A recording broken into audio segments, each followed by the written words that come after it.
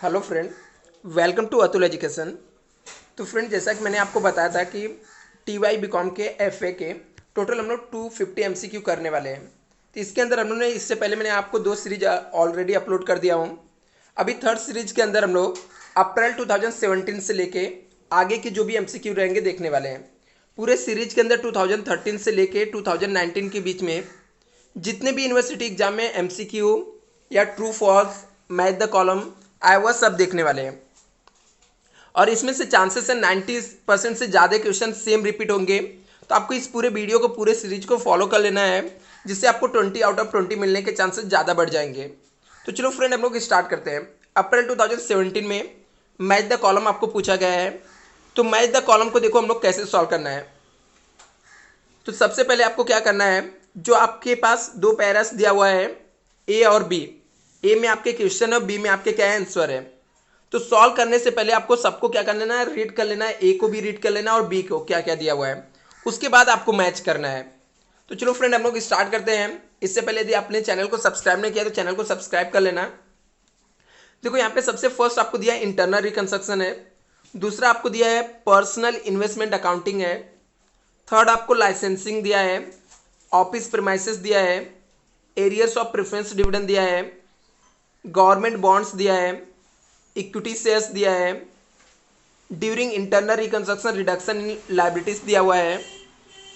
और इसके ऑप्शन में जो आंसर दिया है आपको क्या क्या दिया हुआ है, फिक्स इनकम बेयरिंग सिक्योरिटीज है, वेरिएबल इनकम बेयरिंग सिक्योरिटीज है, amount payable by transfer company दिया हुआ है, credited to capital reduction account दिया है, debited to capital reduction account दिया है, कंटीजेंट लाइबिलिटीज है, approval of court is necessary है, गवर्न बाई AS 13 है, इंटेंजिबल असेट्स अंडर PPA और यहाँ पे दिया है IA और PPE दिया है। तो अभी हम लोग देखते हैं अभी कौन सा आइटम किसके साथ मैच होना चाहिए। तो सबसे पहला आपको इंटरनल रिकंस्ट्रक्शन दिया है। तो जो इंटरनल रिकंस्ट्रक्शन रहता है, तो हम लोग ने पूरा आंसर रीड किया, इसमें देखो कौन सा इससे मैच होता है। तो यहाँ पे दिया है approval of the court is necessary. अपने को पता है कि इंटरनल रिकंस्ट्रक्शन के लिए कोर्ट से अप्रूवल क्या है, जरूरी है। मीन्स 1 का राइट आंसर क्या हो जाएगा, approval of court is necessary, मतलब जी। सेकेंड यहाँ पे दिया है पर्सनल इन्वेस्टमेंट अकाउंटिंग। तो आपको पता बच्चा, मैंने आपको जब भी सिखाया था उस समय भी बताता है और एक क्वेश्चन रिपीट भी हुआ है। पर्सनल इन्वेस्टमेंट जो होता है हमारा, वो किसके अंदर आता है, govern by AS 13 accounting standard 13 के अंदर हमारा पर्सनल इन्वेस्टमेंट आता है। मतलब इसका राइट ऑप्शन आपका AH हो जाएगा। लाइसेंसिंग दिया है। तो लाइसेंसिंग क्या होता है, आपको पता है यहाँ पे हमारे पास जो ऑप्शन दिया हुआ है इसमें से कौन से इसमें सुटेबल ऑप्शन है, सबसे बेस्ट है। एक क्या होता है, इंटेंजिबल असेट्स होता है अंडर PPA के। मतलब जो आपका असेट्स दिया रहता है उसके अंदर लाइसेंसिंग को हम लोग इंटेंजिबल असेट्स के अंदर लिखते हैं। अभी ऑफिस प्रीमाइसेस है। तो ऑफिस प्रीमाइसेस हम लोग का क्या होता है, फिक्स असेट्स होता है नॉर्मल।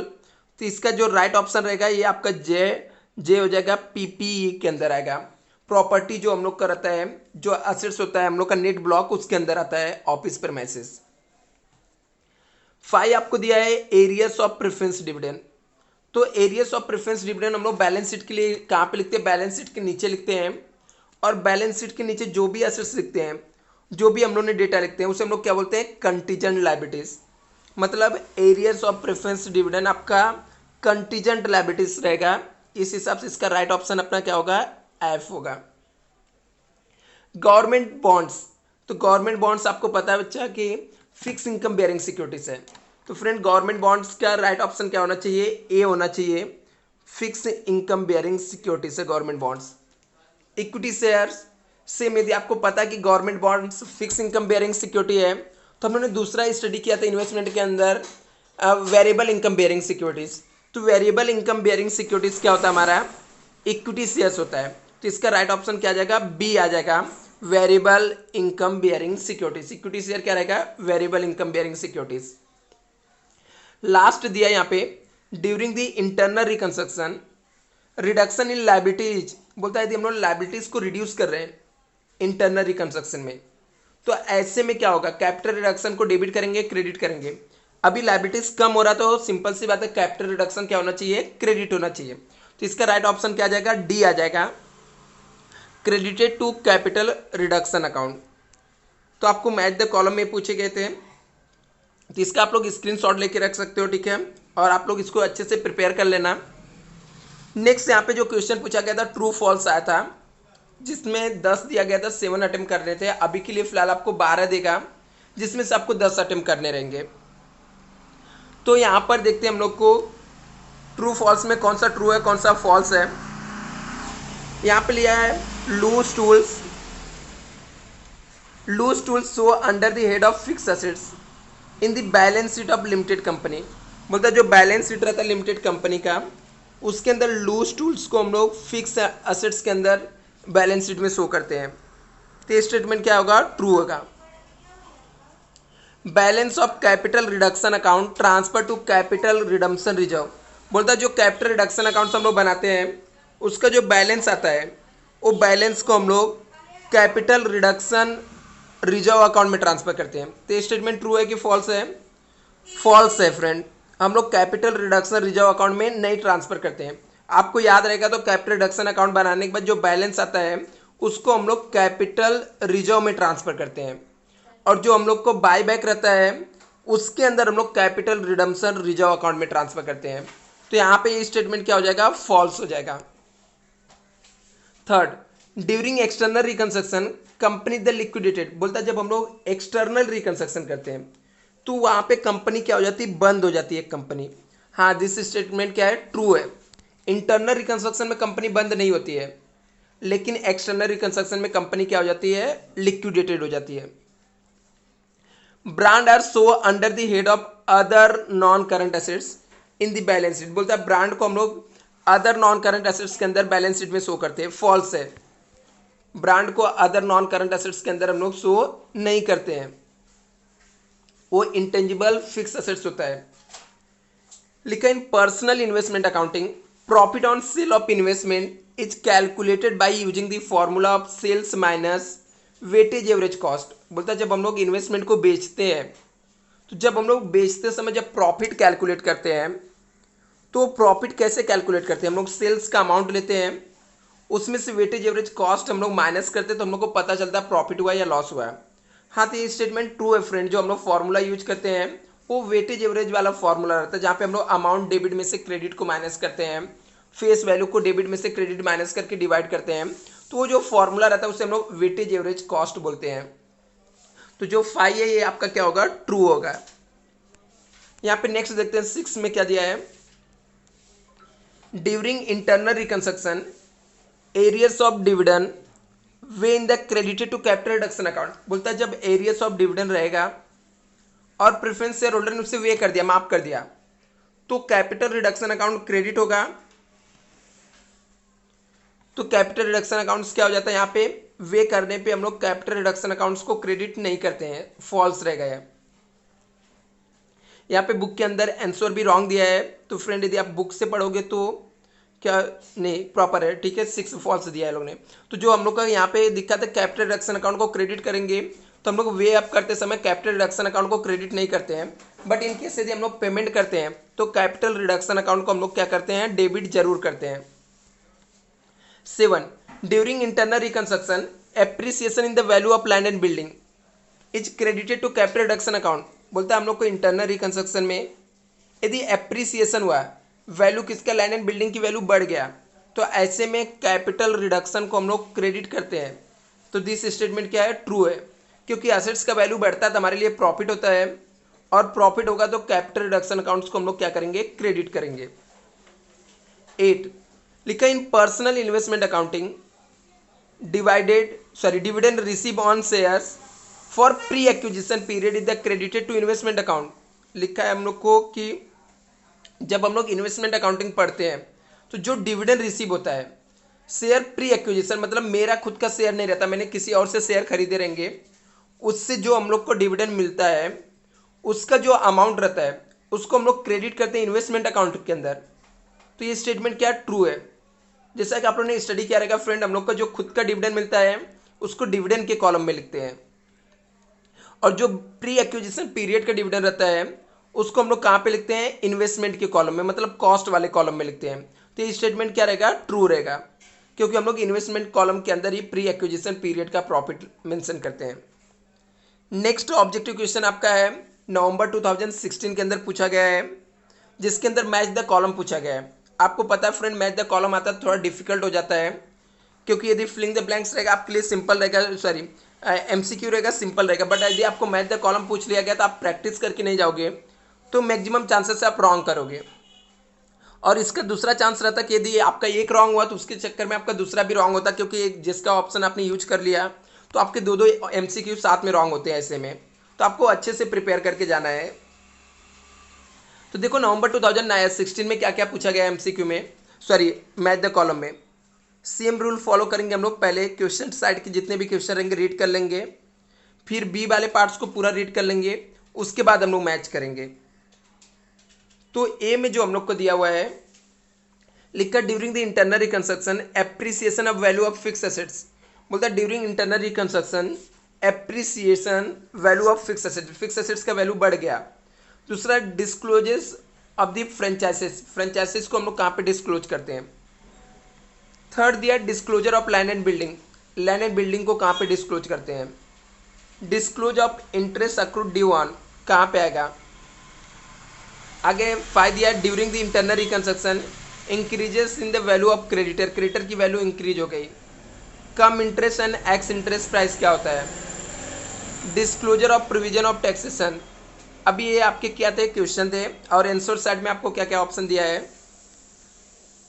तो आंसर साइड में आपके ऑप्शन है शॉर्ट टर्म प्रोविजंस है, पर्सनल इन्वेस्टमेंट अकाउंटिंग है, credited to capital reduction account है, डेबिटेड टू कैपिटल रिडक्शन है, इंटेंजिबल असेट्स है, पीपीई है, short term loans and advances है, credited to capital, credited to realisation account, other current assets.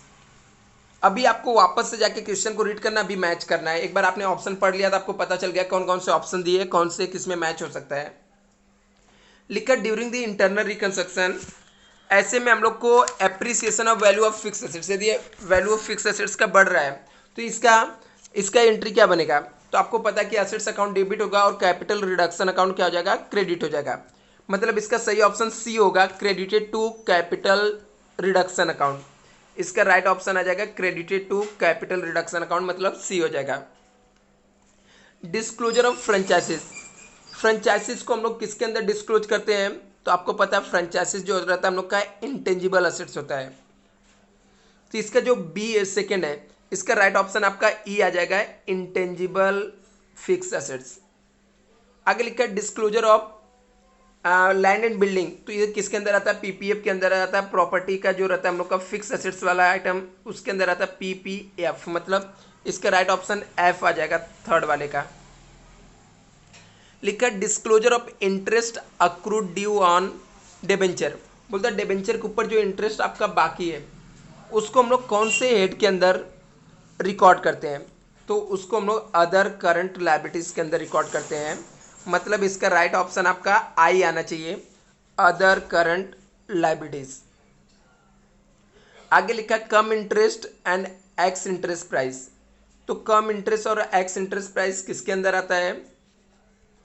देखते हैं हम लोग के पास ऑप्शन क्या क्या बचा हुआ है। यहाँ पे दिया है short term provisions, personal investment accounting. तो कम इंटरेस्ट एक्स इंटरेस्ट किसके अंदर आता है, पर्सनल इन्वेस्टमेंट अकाउंटिंग, मतलब AS 13 के अंदर आता है। तो इसका जो राइट ऑप्शन आपका आ जाएगा बी आ जाएगा।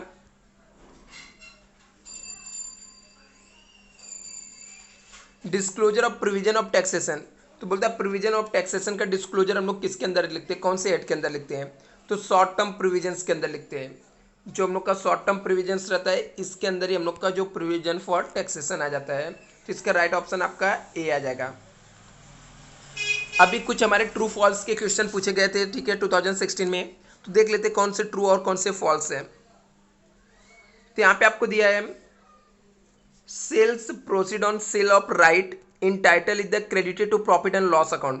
बोलते हैं हम लोग जब इन्वेस्टमेंट अकाउंट में हम लोग क्या करते हैं, सोल्ड करते हैं, जो भी राइट्स रहता है वो हम लोग किसी और को बेच देते हैं, तो ऐसे में प्रॉफिट एंड लॉस अकाउंट को क्रेडिट करते हैं।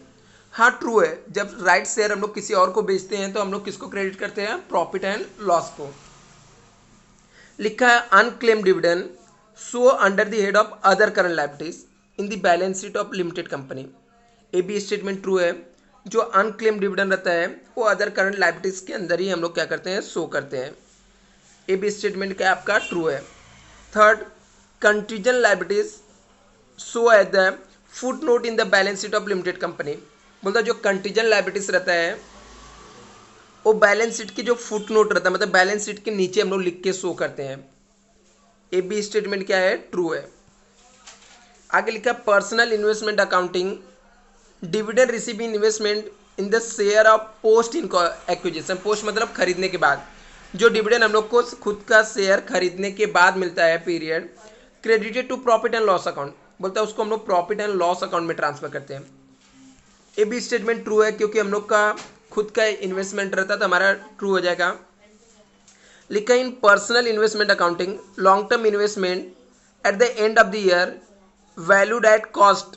ए बी स्टेटमेंट ट्रू है, लॉन्ग टर्म इन्वेस्टमेंट को हम लोग किस पे वैल्यूड करते हैं, कॉस्ट पे। लॉन्ग टर्म इन्वेस्टमेंट को किस पे वैल्यूड करते हैं, कॉस्ट पे। Computer software show under the head of intangible assets in the balance sheet of limited company.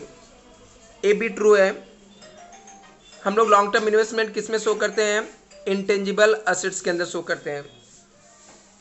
Internal reconstruction expense debited to capital reduction account. बोलता है इंटरनल रिकंस्ट्रक्शन में हम लोग डेबिट किसको करते हैं, कैपिटल रिडक्शन अकाउंट्स को। ट्रू है, क्योंकि कोई भी एक्सपेंस होता है कैपिटल रिडक्शन अकाउंट हम लोग क्या करते हैं, डेबिट कर देते हैं। During the internal reconstruction there is the no liquidation of company. बोलता है इंटरनल रिकंस्ट्रक्शन में कोई भी कंपनी का लिक्विडेशन नहीं होता, कोई कंपनी बंद नहीं होती है। ए बी स्टेटमेंट क्या है, ट्रू है। तो इस तरीके से फ्रेंड हम लोगों ने बहुत सारे यहाँ पे ऑब्जेक्टिव 2 ईयर्स के कर लिए, ठीक है।